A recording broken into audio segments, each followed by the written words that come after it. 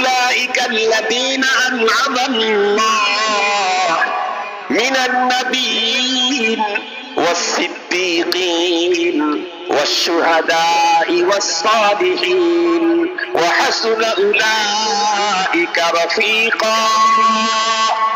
আল্লাহ বলেন আমি তো পুরস্কৃত করেছি চারটা গ্রুপকে। এক নম্বর হলো নবীদের গ্রুপ। সুবহানাল্লাহ।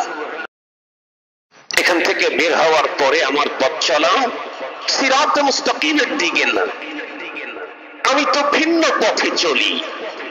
আমি আমার ফ্যামিলিটাকে আমি আমার মতো করে সাজাই, আমার ব্যবসাটাকে আমি আমার মতো করে, আমার বুদ্ধি, আমার বিচক্ষণতা, আমি আমার ব্যবসাকে ডেভেলপ করি। এখানে সিরাতে মুস্তাকিমের, এখানে আল্লাহ এবং রাসূলের, এখানে নবী এবং সাহাবীদের দর্শন কি, মত কি, পথ কি, এই ফিকির আমাদের ব্যবসায়ীদের 1000 জনের একজনের মাথার মধ্যে আছে কিনা সন্দেহ। আমরা যারা ফ্যামিলি পরিচালনা করি, আমার ফ্যামিলি পরিচালনায় কি সভ্যতা, কি সংস্কৃতি, কোনটা আমার টার্গেট, কোনটা আমার মূল, এখানে নবী আর সাহাবীকে সামনে দাঁড় করানোর মতো মুসল্লি আর মুসলমানদের সংখ্যা 1000-এ একজন পাওয়া যাবে না। তো আমি আমার ব্যক্তিগত জীবনেও নবী আর সাহাবীকে সামনে রাখতে পারতেছি না। আমি আমার সাংসারিক জীবনে নবী এবং সাহাবীকে সামনে রাখতে পারতেছি না। আমি আমার পারিবারিক জীবনে নবী আর সাহাবীকে সামনে রাখতে পারতেছি না। আমি আমার রাষ্ট্রীয় জীবনে নবী আর সাহাবীকে আমি সামনে রাখতে পারতেছি না। আমি আমার ব্যবসায়ী স্পেসে নবী এবং সাহাবীকে সামনে রাখতে পারতেছি না। আমি আমার রাজনৈতিক অঙ্গনে নবী এবং সাহাবীকে সামনে রাখতে পারতেছি না। তাহলে মসজিদে এসে ইহদিনাস সিরাতাল মুস্তাকিম বলে বক বক করার কি তর্জমা আছে?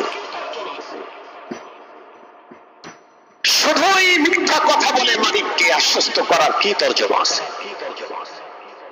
আমি তো মালিকের সামনে দাঁড়ায় বললাম ইহদিনাস সিরাতাল মুস্তাকিম,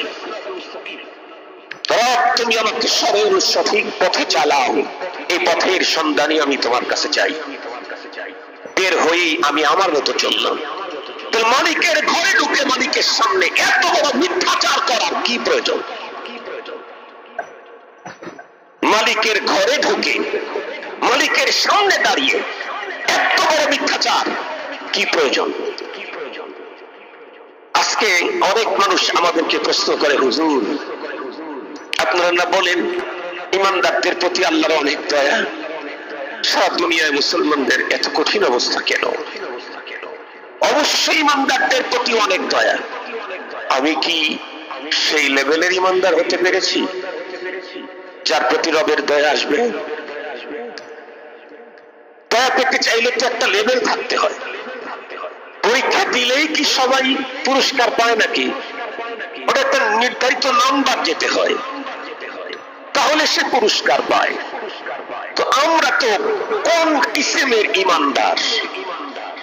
সবচেয়ে বড় কঠিন মুহূর্ত হলো ছোট্ট ছোট্ট জিনিসের ব্যাপারে আমরা ঈমান আর ইসলামকে জলাঞ্জলি দিচ্ছি। ছোট্ট ছোট্ট জিনিসকে সামনে নিয়ে যেটা পাবো না এর কোনো গ্যারান্টি নেই। নিশ্চিত পাবো এরকম না, পাইতে পারি এই আশাতেই ঈমান আর ইসলামকে জলাঞ্জলি দিচ্ছি। ছোট্ট একটা কথা বলতেই হয় আমাকে। গতকালকে তো বিসর্জন হয়ে গেছে না? গতকালকে বিসর্জন হয়ে গেছে। কালকে আমি একজনকে ফোন দিয়েছি, তার কাছে আমি টাকা পাই। ফোন দিয়েছে, ভাই আমার তো টাকার খুব দরকার। আপনি এত বড় একজন আলেম মানুষ, আজকে মাকে বিসর্জন দেওয়া হবে, আপনি তাও জানেন না, আজকে টাকা চাইতেছেন? মানে সে মস্কারি করতেছে। তারপর সে আমাকে বুঝাইছে যে আজকে তো মনে হয় ব্যাংক ট্যাঙ্ক সব বন্ধ, মনে হয়, আমি তো জানি না এগুলা। আমি বললাম, ও ভাই মোল্লা মানুষ দেখেই তো জানি না। মোল্লা না হয় আপনাদের মতো রেডিমেড হলে জানতাম, কারণ এখানে যাওয়ার একটা ফিকির থাকতো। জিন্দেগিতে তো যাই নাই জীবনেও। তো বিসর্জন যেহেতু হয়ে গেছে, বিসর্জন দেয়, তাই না? বিসর্জন হয়ে গেছে, এখন বললে আর ঝামেলা নাই। সেটি হলো আমাদের দেশের হাজার হাজার নেতা এমন আছে শুধু ভোটের আশায় তাদের পূজা মণ্ডপে গিয়ে নানা রকমের কাজ করে। কিন্তু একজন হিন্দু এমপি ছিল, ওই কি বলে উপজেলার চেয়ারম্যান ছিল, কোনদিন ঈদগাহ মাঠে এসে আপনাদের কাছে ভোট চেয়েছে তার প্রমাণ দেন। জিজ্ঞাসা করতে চাই, এই দেশে হিন্দু ভোটার বেশি না মুসলিম ভোটার বেশি? মুসলিম ভোটার যদি বেশি হয়, ভোটের প্রয়োজনে যদি হিন্দুদের ওখানে যেতে হয়, তাহলে হিন্দুদের তো আগে ঈদগাহ মাঠে আসা দরকার ছিল, কারণ মুসলিম ভোটার বেশি। কোন একজন হিন্দু কোনদিন ঈদগাহ মাঠে এসে জীবনে কোনদিন কারো কোন মুসলমানের কাছে ভোট চায় নাই। তারপরেও তারা এমপি হয়েছে, তারপরেও তারা মন্ত্রী হয়েছে। আপনি মুসলমান, আপনি কি করে কথা বলেন যেহেতু আমি নির্বাচন করি, তো এই জন্য তাদের কাছে গিয়ে কি করে? তার মনে হলো মিথ্যা এক স্বপ্নের পরাজালে পড়ে ঈমানকে মুহূর্তেই জলাঞ্জলি দিচ্ছি আমরা মুসলিমরা, মিথ্যা এক স্বপ্নের বেড়াজালে পড়ে। মুহতারাম হাজিরিন, কথাগুলি একটু ভালো করে বুঝবেন। আমার এলাকায় কোন একজন এমপি মারা গেছে, আর কি কোন দলে এটা বলা দরকার নেই। নির্বাচিত হওয়ার পরে উনি একটু হুজুরদেরকে বেশি মূল্যায়ন করা শুরু করলেন। একদিন এক অফিসার, প্রশাসনের এক লোক আমাকে ডেকে বলে যে হুজুর, অমুক কি আপনার কোন আত্মীয় হয় নাকি? আমি বললাম হ্যাঁ, একটা আত্মীয়তা আছে। কি? আল মুসলিম আখুল মুসলিম, এক মুসলমান আর এক মুসলমানের ভাই। তো উনি বলতেছেন না না না, ব্লাড কোনো কানেকশন আছে নাকি? আমি বললাম ব্লাড কানেকশন নাই। তো বলে যে উনি সবসময় দেখি উনি আপনাকে দিনই ইসের প্রোগ্রামে আপনাকে কাছে রাখে, কারণ সেটা তার ব্যক্তিগত ব্যাপার। তো একদিন তাদের দলীয় লোকদের সাথে এক বাসায়, আমার আত্মীয় বাসায় খানা খেতে বসছি। আমার যেহেতু ভগ্নিপতি হয় সম্পর্কে, দূর সম্পর্কে, তো উনি এমপি সাহেবকে বলতেছেন, ভাই আপনি যেভাবে কর্মী মূল্যায়ন বাদ দিয়ে হুজুর মূল্যায়ন শুরু করছেন, তাতে আগামী নির্বাচনে আপনি কোনো কর্মী খুঁজে পাবেন না। এই কথা বললে ওই ভদ্রলোক তখন মুচকি হাসি দেয়, বললো অমুক, অতীতের 4 বছর আমি নির্বাচন করেছি, কর্মীরা খুব জান প্রাণ দিয়ে চেষ্টা করেছে, কিন্তু আমাকে নির্বাচিত করতে পারস নাই। আসলে নির্বাচিত করা না করা এটা কর্মীর হাতে নড়ে, এটা আসমান জমিন যিনি বানাইছেন, যিনি নিয়ন্ত্রণ করেন তার হাতে। এই কথাটা সে যে দলেরই হোক, এই কথাটা কিন্তু সিরিয়াস, যে আসলে নির্বাচিত করা আর না করা কর্মীর হাতে নড়ে, এটা যিনি টোটাল আসমান জমিন নিয়ন্ত্রণ করেন তার হাতে। এখন প্রশ্ন আসতে পারে, হুজুর তাহলে হিন্দু কেউ কি আল্লাহ নির্বাচন করেন? যদি বলি করেন, তাতেও কোনো প্রশ্ন নেই। কেন? আল্লাহ নির্বাচন করতেছেন আমাদের মতো কি বলবো, ডিজিটাল মুসলমানদেরকে শায়েস্তা করার জন্য। আমাদের মতো ডিজিটাল মুসলমানদেরকে শায়েস্তা করার জন্য রব পাঠিয়ে দিচ্ছেন। হাদিসে পাকের মধ্যে আসছে, আমালুকুম আমালুকুম, তোমার আমল যেমন হবে তোমার নেতা তেমন হবে। সোজা সোজা কথা, তোমার আমল যেমন হবে তোমার নেতা তেমন হবে।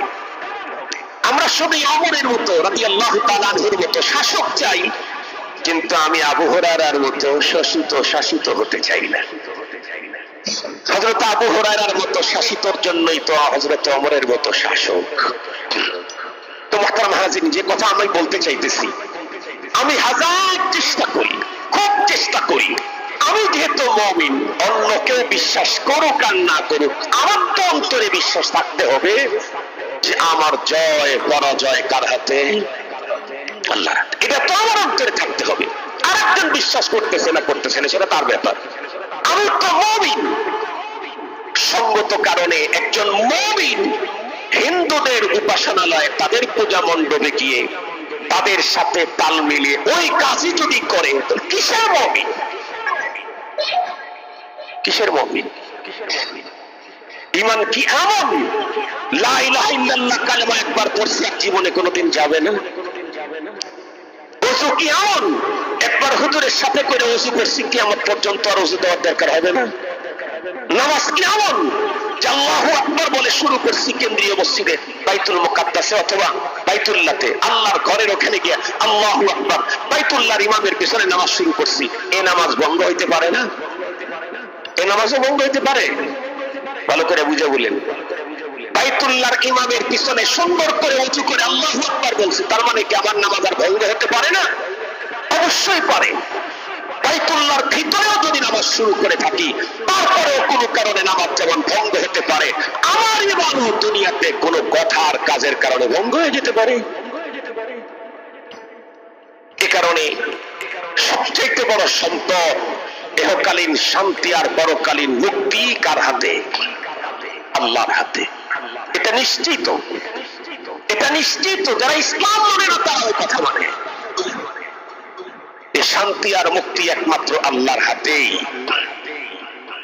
সে রব্বুল আলামিনের শিখানো পদ্ধতিতে নামাজ পড়তে এসেছি, রব আমাকে দয়া করেছেন, তার ঘরে আমাকে উনি অনুমোদন দিয়েছেন। সুবহানাল্লাহ বললেন না? যে আমরা না সবাই সংসদের সদস্য হতে চাই, লক্ষ কোটি টাকা টিকিটেই ব্যয় করি, তারপরেও সে ঘরে ঢোকার অনুমতি পাই না। আর রবের সাথে এত নাফরমানি করার পরেও রবের ঘরে ঢুকতে আমাকে কোনো বাধাই দেওয়া হয় না। আমার রব আমার উপরে কত বড় দয়াবান, যে রব আমাকে তার ঘরে এসে তার সামনে আবেদন করার সুযোগ করে দিলেন। আমি তো তার পায়ে লুটে পড়ে 24 ঘন্টা কাটাবার কথা ছিল। এটা মানবতার দাবি, এটা ইনসানিয়তের তাকাজা। কিন্তু কই, মসজিদে এসে রবের সামনে বলি একটা, মসজিদ থেকে বের হয়ে করি হলো আর একটা। মসজিদের ভিতরে ইহদিনাস সিরাতাল মুস্তাকিম, আল্লাহ আপনি আমাদেরকে সঠিক পথে চালান। সঠিক পথ কোনটা আমি কিন্তু বলেছি, কোরআনের পথ, আল্লাহ এবং রাসূলুল্লাহর অনুকরণের পথ, নবী এবং সাহাবীদের পথ। আরো অনেক ব্যাখ্যা আছে, সবগুলা মিলে এগুলি। মুহতারাম হাজিরিন, পরবর্তীতে আবার কি আল্লাহ তাআলা আরো এই আবেদনটাকে একেবারে ঝামেলা মুক্ত করার জন্য আল্লাহ তাআলা বলতেছেন, সিরাতাল্লাযীনা আন'আমতা আলাইহিম, সিরাতে মুস্তাকিম যাতে তোমার ভুল বুঝে না আসে, এই জন্য এটা কারো ওয়াজাহাত করতেছেন। কাদের পথ? আল্লাহ তাআলা বলেন, যাদেরকে আপনি পুরস্কৃত করেছেন আয় আল্লাহ তাদের পথ। কাদেরকে পুরস্কৃত করেছেন আল্লাহ তাআলা? কোরআনে হাকিমে আল্লাহ তাআলা বলেন, উলাইকাল্লাযীনা, হুজুর উলাইকাল্লাযীনা আন'আমাল্লাহু মিনান নাবিয়্যিনা ওয়াস-সিদ্দীকিনা ওয়াশ-শুহাদা'i ওয়াস-সালিহিন ওয়া হাসুনা উলাইকা রাফীকা। আল্লাহ পাক বলেন, আমি যাদেরকে পুরস্কৃত করেছি ওরা হলো 4টা গ্রুপ। সুবহানাল্লাহ বলবেন না? যে উলাইকাল্লাযীনা আন'আমাল্লাহু মিনান নাবিয়্যিন ওয়াস-সিদ্দীকিন ওয়াশ-শুহাদা'i ওয়াস-সালিহিন ওয়া হাসুনা উলাইকা রাফীকা। আল্লাহ বলেন, আমি তো পুরস্কৃত করেছি 4টা গ্রুপকে। 1 নম্বর হলো নবীদের গ্রুপ। সুবহানাল্লাহ। তাহলে আমি নামাজের ভিতরে কার পথে চলার আবেদন করলাম? ইহদিনাস সিরাতাল মুস্তাকিম। সিরাতে মুস্তাকিম, সিরাতে মুস্তাকিম কোন পথ? যে পথে লোকেরা আল্লাহর কাছে পুরস্কৃত হয়েছেন। তো পুরস্কৃত হয়েছেন কারা? প্রথম নাম্বার নবীগণ। তাহলে আমি নবীগণের পথে চলতে চাই। ওয়াস-সিদ্দীকিন, সিদ্দিকগণ, ওয়াশ-শুহাদা, শহীদগণ, ওয়াস-সালিহিন, নেককারগণ, যাদের কথা কাজের মিল আছে। কোন কথা? যারা কোরআনের কথা বলে, হাদিসের কথা বলে, কোরআন আর হাদিস অনুযায়ী চলে। শুধু বলে না, খুব বলে কিন্তু চলে না। আমার এক মামা ছিল, আমার চাচির হলো ভাই, মামাই বলতাম আমরা। উনি এলাকায় একজন মানে মান্যবর ব্যক্তির সন্তান ছিলেন, খুব রসিক ছিলেন আবার। তো উনি আল্লাহ না করুক, আল্লাহ না করুক, মানে কোন জায়গায় যদি কোনো হুজুরের একটা ছোটখাটো কাজ একটু এলোমেলো হয়ে গেছে, উনি ডাক দিয়ে বলতেন, মামা বুঝেছি। বলে কি? আপনারা হলো আসল হাদিসের উপরে আমল করেন আর দুর্বল হাদিস গুলার উপরে আমাদেরকে ওয়াজ করেন। তার মানে তার মানে একজন হুজুর হয়তো একটু ব্যতিক্রম, শরীয়তের ব্যতিক্রম কাজ করছে, উনি বুঝাইতেছে, ধিক্কার দিচ্ছে যে আপনারা হলো আসল হাদিসের উপর আমল করেন, মানে যেটা করছেন ওই হলো আপনার আসল হাদিস, আর আমাদেরকে যেটা বলতেছেন সেটা হলো একটু নরমাল হাদিস। আমাদেরকে আপনারা নরমাল হাদিসের উপরে ওয়াজ করেন আর নিজেরা আসল হাদিসের উপরে আমল করেন। তার মানে দুর্নীতি 2 নাম্বার 3 নাম্বারে যদি কোনো হুজুর করে তো উনি আমার কথাটা বলতেন, ঠিক দিতেন। আমি সে কথাই বলতে চাচ্ছি যে এইরকম হুজুর না যে বলে সুন্দর কিন্তু করে না, সে না, সে সালেহীন না। সালেহীন তো সে যে কোরআন থেকে সহি কথা বলে এবং সহি কথার উপরে আমল করে, সে হলো সালেহীন। অনেক চমৎকার কথা বলে, অনেক উচ্চাঙ্গের কথা বলে, কোরআনের গভীর তথ্য উদ্ঘাটন করে, মাগার قولهم كقول الانبياء وفعلهم كفعل الشياطين। কথা তো নবীদের মতো, কাজ ইবলিসের চাইতে ভয়ঙ্কর। বলে এই লোকটা সালেহ না, এ নেককার না, এ দিনদার না, তার পথে আমি চলার জন্য আল্লাহর কাছে আবেদন জানাইতে পারি না, তাকে আমি আমার মুক্তাদা, তার ইমাম, তাকে আমি মানতে পারি না। তাহলে মুহতারাম হাজিরিন, কোরআন শরীফ কিন্তু আমাকে জানায় দিল, ফ্রেশ করে দিল যে আমি কোন পথের আবেদন করলাম, সিরাতাল্লাযীনা আনআমতা আলাইহিম। সাথে সাথে আরো ফ্রেশ করে দিল এই পথে যাতে কোনো ঝামেলাই আমার না থাকে। কেন? এটাই হলো মুক্তির মূল মন্ত্র। এ পথ ছাড়া একটু এদিক ওদিক চলে গেলেই তাহলে as-সিরাতুদ দাল্লাহ, সে পথগুলি হলো ভ্রষ্টতার পথ, একটু ইচ্যুত হলেই শেষ। সেটি হলো, এই জন্য আল্লাহ পাক আরো ওয়াজ করতেছেন, গায়রিল মাগযুবি আলাইহিম ওয়ালাদ-দাল্লিন। আল্লাহ 2 শ্রেণীর মানুষের পথে আমাদেরকে কখনোই চালায়েন না। আল্লাহ আমাদেরকে শিখিয়ে দিলেন যে তোমরা আমার কাছে আবেদন করো। 2 শ্রেণী কারা? মাগযুব আলাইহিম, যারা আপনার অভিশপ্ত, যাদের উপর আপনার গজব নাজিল হয়েছে, ওয়ালাদ-দাল্লিন, যারা পথভ্রষ্ট, তাদের পথে আমাদেরকে চালাইন না। মাগযুব আলাইহিম আর দাল্লিন বলতে কাদেরকে বোঝায়? এ ব্যাপারে লম্বা হাদিস আছে। হযরত আদী ইবনে হাতিম রাদিয়াল্লাহু তাআলা আনহুর বর্ণনা হাদিসে পাকের মধ্যে এসেছে। উনি একবার মদিনাতুল মুনাওয়ারাতে ঢুকে পড়েছেন, হযরত আদী ইবনে হাতিম, কিন্তু মদিনায় ঢোকার যে পারমিশন, আমরা যেটাকে ভিসা বলি আর কি, এই পারমিশন উনি নেন নাই। সাহাবায়ে কেরাম তাকে ধরে ফেললেন, ধরে ফেলে নবীজির কাছে নিয়ে গেলেন, গিয়া বললেন এই লোক মদিনাতে ঢুকছে বাহির থেকে কিন্তু কোনো পারমিশন নেয় নাই। এটা তো অনেক বড় অপরাধ না? ভিসা ছাড়া কোনো দেশে ঢুকে যাওয়া এটা আন্তর্জাতিক অপরাধ না? অবশ্যই অপরাধ। নবী আলাইহিস সালামকে কথা বললেই নবীজি হযরত আদী ইবনে হাতিম পরবর্তীতে মুসলমান হয়েছেন রাদিয়াল্লাহু তাআলা আনহু, ওনার হাতটা এভাবে ধরলেন, ধরে হাত ধরে ওনাকে সাথে করে এক জায়গায় রওনা করলেন। পথের ভিতরে এক বাচ্চা তার মা সহ নবীজির সামনে এসে হাজির। নবী আলাইহিস সালাম তখন তার হাতটা ছেড়ে দিয়ে ওদের সাথে 1 মিনিট কথা বললেন, ওদের প্রশ্ন, ওদের আরজি নবীজি শুনলেন। এরপরে আবার হযরত আদী ইবনে হাতিম রাদিয়াল্লাহু তাআলা হাতটাকে ধরলেন, ধরে পরবর্তীতে বাসায় নিয়ে গেলেন। বাসায় নিয়ে যাওয়ার পরে ওনাকে, লম্বা হাদিস আমি সংক্ষেপ করে বলতেছি, ওনাকে বললেন, এ আদী ইবনে হাতিম, কোন জিনিস তোমাদেরকে বাধা দেয় লা ইলাহা ইল্লাল্লাহ স্লোগান দিতে? আল্লাহ ছাড়া আর কোন মাবুদ নাই, এ কথা বলতে তোমাদের সমস্যা কোথায়? আল্লাহ ছাড়া আরো মাবুদ আছে, এ ব্যাপারে কোন দলিল থাকলে বলো। উনি বলেন না, আল্লাহ ছাড়া আর কোন মাবুদ নাই, নাই, তার উপরে দলিল আর কিসের?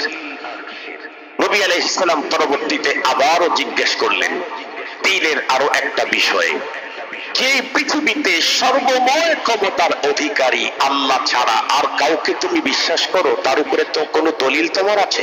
বলে না, নাই। একটা পর্যায়ে সবকিছু কমপ্লিট, উত্তর পর্ব কমপ্লিট, উনি এক কথা মুসলমান হয়ে গেলেন। ওই হাদিসের শেষে আছে নবী আলাইহিস সালাম বলেছেন যে দাল্লিন আর মাগযুব আলাইহিম, এই 2 গ্রুপ থেকে আল্লাহ পাকের কাছে পানা যেতে হবে। মাগযুব আলাই হলো যাদের উপরে আল্লাহ পাকের লানত। তারা কারা? তারা হলো ইহুদি। ইহুদিদের কাছে আল্লাহর কিতাব ছিল, আল্লাহর কিতাব, তারা জানতো আনাদুল হক ওয়া কানু কুল্লুহুম ইয়ারিফুনা আন্নাহু হাক্কুন নাযাল। ওরা জানতো, বুঝতো, এরপরেও শুধুই ইসলাম মানব না। বিশ্বনবী পৃথিবীতে আগমনের আগে ইহুদিরা বলতো আমরাই প্রথম মুসলমান হব। বলতো কেন? ওদের ধারণা ছিল যে আখিরি জামানার পয়গম্বর আমাদের ভিতর থেকে একজন আসবে। যেই মাত্র দেখলো যে কুরাইশ থেকে এখন ইহুদিরা জানার পরেও, আগে এত স্লোগান দেওয়ার পরেও আর আমার পয়গম্বরের উপরে ঈমান আনতেছে না, এজন্য ওরা হলো মাকতুব আলাইহিম, ওদের উপরে আল্লাহ পাকের গজব। আর ওয়ালা যাল্লিন, যাল্লিন কারা? যাল্লিন মানে হলো লাইনচ্যুত। যাল্লিন কারা? পথভ্রষ্ট। কারা? ওরা হলো খ্রিস্টানেরা। খ্রিস্টান যারা, এদেরকে ইহুদিরা বেশ কিছু মন্ত্র পড়ায়া দিয়েছে। ইহুদিরা কি করছে? এমনি একজনকে ধরে নিয়ে এসে চুলের উপরে চড়ায়া তাকে দুনিয়া থেকে বিদায় করে দিয়ে তারা বই রচনা করছে যে ঈসা পয়গম্বরকে আমরা শুলিতে দিয়ে শেষ করে দিয়েছি। আর সেই তথ্যটাকে মূর্খতা বশত এই খ্রিস্টানরা এটাকে মেনে নিয়েছে। এজন্য এদেরকে বলা হয় বিশ্বের শ্রেষ্ঠ মূর্খ। এই লোকগুলি মূর্খতার কারণে লাইনচ্যুত হয়ে গেছে। আর ওরা জানা থাকার পরেও শুধুই ঘাটতারামি করে ইসলাম থেকে, দিন থেকে দূরে চলে গেছে। ওরা হলো ইহুদি, এরা হলো খ্রিস্টান। প্রত্যেক ওয়াক্ত নামাজের মধ্যে আল্লাহ পাক আমাদেরকে দোয়ায় শিখিয়ে দিলেন, ইহুদিদের পথে আমাদেরকে চালাইও না, নাসারাদের পথে আমাদেরকে চালাইও না, খ্রিস্টানের পথে আমাদেরকে চালাইও না। কিন্তু আমরা এখান থেকে বের হওয়ার পরে আমার ঘর সাজান, আমার ব্যবসার স্পেসটাকে সুন্দর করা, আমার বডিটাকে সাজানো, আমার সন্তানদেরকে গড়ে তোলা, সবই যেন ওদের কারো না কারো মতো করে গড়ে তোলার ফিকির আমাদের অন্তরের ভিতরে 24 ঘন্টা লেগে আছে।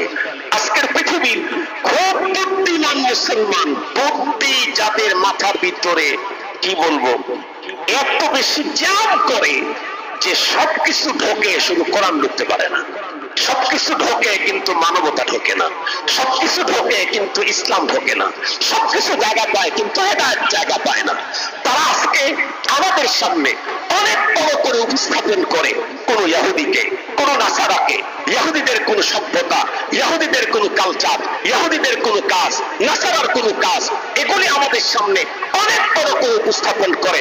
অথচ এই বুদ্ধিজীবীরা টকশোতে ঢুকে হযরত ওমরকে উপস্থাপন করতে পারতেন, এরা হযরত আলীকে উপস্থাপন করতে পারতেন, এরা হযরত সিদ্দিক আকবরকে উপস্থাপন করতে পারতেন।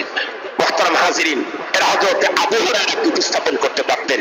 জাতি তাদের উপস্থাপনায় আমাদের পরবর্তী প্রজন্ম, নবীন প্রজন্ম সিদ্দিক আকবরের দিকে আগাত, ফারুক আজমের দিকে আগাত, সেদিকে যায় না, উপস্থাপন করে না। তাদের মাথায় এগুলি নাই, তাদের গবেষণায় এগুলি নাই, তাদের মোতালায় এগুলি নাই, তাদের ফিকিরে এগুলি নাই। তার মানে শুধু শুধুই মালিকের সামনে দাঁড়ায়া তার ঘরের ভিতরে এসে মালিকের কাছে মিথ্যা ওয়াদা দিচ্ছি, ইহদিনাস সিরাতাল মুস্তাকিম, মিথ্যা আবেদন দিচ্ছি, সিরাতাল লাযিনা আনআমতা আলাইহিম গায়রিল মাগদুবি আলাইহিম ওয়ালাদ-দাল্লিন। এইজন্য মুহতারাম হাজিরিন, আমি দিলের অনেক ব্যথা নিয়ে কথাগুলি বলছি। এটা তো আমরা নিশ্চিত সবাই, আমরা কেন, সারা দুনিয়ার প্রত্যেকটি মানুষ নিশ্চিত আমি চিরজীবন চিরস্থায়ী পৃথিবীতে থাকতে পারবো। এ ব্যাপারে দুনিয়ার দ্বিমত পোষণ করার একজন মানুষও দুনিয়াতে নাই। আমরা যেহেতু এর পরেও বিশ্বাস করি, সেটা কি? ওয়াল বাতি বাদাল মাউত, মৃত্যু আমার জীবনের সমাপ্তি না, মৃত্যু আমার জীবনের মূল জীবনের সূচনা মাত্র। সঙ্গত কারণেই অন্যের পথ চলা আর আমার পথ চলা একরকমের হতে পারে না। একটা সহজ মিসাল দিয়ে শেষ করে দিচ্ছি। আমাদের দেশে গাড়ি চলে না, গাড়িগুলো দুই রকমের আছে। একটা হলো কাছাকাছি গন্তব্য, আর একটা দূরপাল্লার গাড়ি। যে গাড়িগুলা 50 কিলোমিটারের ভিতরে চলাফেরা করে, ওই গাড়ির টাঙ্কি ছোট। ওই গাড়ির টাঙ্কি ছোট না, কারণ ও চলবে 50 কিলো। এত বড় টাঙ্কি দিয়ে কি করবে? যে গাড়িগুলা 1000 কিলোমিটার চলবে, ওর টাঙ্কি বড়। শুধু টাঙ্কি আর ছোট বড় না, বরং যেই গাড়িগুলা 50 কিলোমিটার পর্যন্ত গন্তব্যে চলে ওর গতি, আর যে গাড়ি 1000 কিলোমিটার বেগে চলে ওর গতি এক না। 50 কিলোমিটার দূরে যার গন্তব্য সে যে গতিতে যায় ওই গতি যদি 1000 কিলোওয়ালা যায় তাহলে রাস্তার ভিতরে মোটামুটি ওর এক চিল্লা হয়ে যাবে, রাস্তার ভিতরেই এক চিল্লা হয়ে যাবে, গতি অনেক বেশি। মুহতারাম হাজিরিন, সারা দুনিয়ার যত বড় গবেষক বলেন ওদের ওদের সর্বোচ্চ গন্তব্য হলো মৃত্যু। ওরা মনে করে এ পর্যন্তই আমি শেষ। এ পৃথিবীর যত ছোট মুসলমানই হোক, একেবারে নিচের মুসলমান, গ্রামের, কোন শিক্ষিত কোন সভ্যতা কিছুই তার নাই, কিন্তু এটা হলো অনেক দূরপাল্লার গাড়ি। কারণ ওর গন্তব্য জানে আমার গন্তব্য মৃত্যু পর্যন্ত না, মৃত্যুর পরে অনেক অনেক অনেক অনেক দূরে আল্লাহর সাক্ষাৎ আছে পরপারে হাসরের ময়দানে। এটা আমার গন্তব্য। সঙ্গত কারণেই আমি 25 কিলোমিটার 50 কিলোমিটার গন্তব্য যে গাড়ি চলে ওই গাড়ির পিছনে তো আমি ইত্তেবা করলে হবে না, আমার পিছনে ওরা ইত্তেবা করবে। আমার গন্তব্য 1000 কিলোমিটার দূরে, আমার গাড়ি চালানোর সিস্টেম ওরা আমার কাছ থেকে শিখবে। আমি লোকাল গাড়ির কোন বিশেষ ড্রাইভারের কাছ থেকে গাড়ি চালানোর পদ্ধতি শিখবো না, গাড়িকে দাঁড় করানোর পদ্ধতি শিখবো না, স্পিড উঠানোর পদ্ধতি শিখবো না। সারা দুনিয়ার লোকাল গাড়ি আমাকে দেখে চলবে। আমি মুসলিম, আমার গন্তব্য আখিরাত, আমার গন্তব্য জান্নাত। দুঃখের সাথে বলতে হয় আমার দেশের তথাকথিত মুসলিম বুদ্ধিজীবীরা ইমাম বানাইছে হলো কাদেরকে, মরণ পর্যন্ত গন্তব্য যাদের তাদেরকে, যারা শুধু মৃত্যু পর্যন্ত বিশ্বাস করে। তারপরে সব শেষ হয়ে গেল, মরে গেলাম তো শেষ হয়ে গেল। এদের পিছনে ইক্তেদা করলে কি হবে মুহতারাম হাজিরিন? এর পিছনে ইক্তেদা করলে এ গাড়ি চলতেই পারে না, এ গাড়ি চলতেই পারে না, এ চালকও চলতেই পারে না। আমাদের অবস্থা তাই হয়ে গেছে। আমি আপনাদের প্রত্যেককে খতিব হিসাবে করজোরে অনুরোধ করব, যাই হোক তাই হোক, পৃথিবীর কোন কিছুর বিনিময়ে আমি হেদায়েত বিক্রি করতে পারবো না। আমি দৈনিক শতবার আল্লাহর কাছে এভাবে আসামির মতো দাঁড়িয়ে আল্লাহর কাছে আবেদন করে চেয়ে নিয়েছি ইহদিনাস সিরাতাল মুস্তাকিম। সঙ্গত কারণে আমি যাই হোক তাই হোক কোন কিছুর বিনিময়, এমনকি জীবনের বিনিময়ে আমি হেদায়েত বিক্রি করতে পারবো না। আমার জীবনও আমার কাছে মূল না, আমার হেদায়েত আমার কাছে মূল। আমার জীবনের আমার কাছে কোনো মূল্য নাই হেদায়েতের তুলনায়, হেদায়েতের তুলনায় আমার জীবনের কোনো মূল্য নাই। তাই আসুন এমন কোনো কথা না বলি, এমন কোনো কাজ না করি যে কাজে আমার হেদায়েত, আমার ঈমান, আমার আকীদা, আমার সব কিছু শেষ হয়ে যায়। একটু ফিকির করে চলি, একটু ফিকির করে চলি, একটু ফিকির করে চলি না ভাই, না হলে কিন্তু খুব অল্প সময়ের মধ্যেই আমার আপনার পৃথিবী থেকে চলে যাওয়ার কথা বলেন না কেন প্রস্তুতি আল্লাহ পাক আমাদের কাছে পাঠায় দিতে পারে। যে কোনো মুহূর্তেই পৃথিবী ছেড়ে চলে যাওয়া লাগতে পারে। ওই জগতে কেউ নাই সহযোগী, কেউ নাই। ইসের ভিতরে দেখলাম ঘটনা সত্য না মিথ্যা, বাংলাদেশের বিগত সময়ের একজন মন্ত্রী ইন্তেকাল করার পরে 10 ঘন্টা পর্যন্ত নাকি সে পড়েই ছিল, আপনজন কেউ তখনো পর্যন্ত আসে নাই। কথাটা যদি সত্যি হয়ে থাকে তাহলে এখান থেকে তো আমার সবক নেওয়ার বিশাল একটা সুযোগ আছে। একজন মন্ত্রী যতক্ষণ পর্যন্ত মন্ত্রিত্বে থাকে, ডিসিও অন্য লোককে সরায়া দিয়ে মন্ত্রীর সাথে একটু দাঁড়াইতে চায়। কেন? মন্ত্রী ডিসিগিরি করতে গেলে, ভাব দেখায় ডিসিগিরি করতে চাইলে মন্ত্রীর সাথে তার সম্পর্ক এটা দেখাইতে হবে, তাহলে উনি খুব পাওয়ারফুল ডিসি হবে। এসপি তার পাশে এসে দাঁড়াইতে চায়, ছোট নেতা বড় নেতা তার পাশে এসে দাঁড়াইতে চায়। কেন? ওনার পাশে দাঁড়াইতে পারলেই আমি পাওয়ার দিয়ে আমি আমার এলাকাতে বিচরণ করতে পারবো। তাই যদি হয় বলুন তো দেখি, সমস্ত পাওয়ারের মূল কোথায়? আল্লাহ। আমি যদি রবের পাশে দাঁড়াই তাহলে তো আমার এই জগতেও পাওয়ার, বড় জগতেও পাওয়ার। এরপরে হলো সবচেয়ে বড় মুহাম্মদুর রাসূলুল্লাহ সাল্লাল্লাহু আলাইহি ওয়াসাল্লাম। আমি যদি তার পাশে দাঁড়াইতে পারি, আমি যদি তার পাশে দাঁড়াইতে পারি, তাহলে আমার এ জগতেও পাওয়ার, পরজগতেও আমার পাওয়ার। আল্লাহ তাআলা আমাদের সকলকে, আল্লাহ তাআলা আমাদের সকলকে সব ধরনের ফিতনা থেকে হেফাজত করে আমাদের ঈমান, আমাদের আকীদা, আমাদের ঈমান, আমাদের আকীদা, আমাদের হিদায়াতকে আল্লাহ তাআলা হেফাজত করুক। যেই ধরনের ঈমান থাকলে মৃত্যুর পরে নিরঙ্কুশ জান্নাতি হওয়া যায়, সেই ধরনের ঈমান আল্লাহর কাছে আমরা ভিক চাইতেছি। আল্লাহ, তুমি আমাদেরকে ওই ঈমান দাও যেই ঈমানের হালতে মৃত্যুর পরে কোনো সমস্যা হবে না, ডাইরেক্ট তোমার জান্নাতুল ফিরদাউসে আমরা মেহমান হতে পারি। এই তৌফিক আমাদেরকে দাও। तमाम পৃথিবীর সমস্ত মুসলমানদেরকে দান করো। সারা দুনিয়ার সমস্ত মানুষকে তুমি হেদায়েতে কামেলা নসিব করো। ওয়া আখিরু দাওয়ানা আলহামদুলিল্লাহি রাব্বিল আলামিন। সুন্নাত পড়ে।